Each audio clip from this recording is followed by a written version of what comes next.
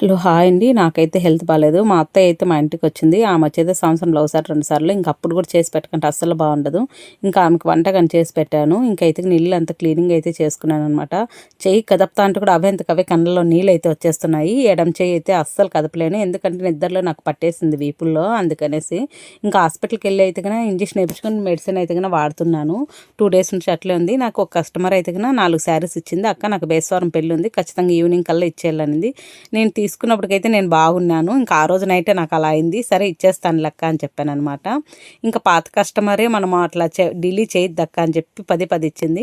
ఇంకా అయితే ఆమె తీసుకున్న తర్వాత ఇవైతే చందనాలు అయితే షాపింగ్ చేశారనమాట. చాలా బాగుండాయండి శారీస్, ఎందుకంటే రీజనబుల్లే అనమాట.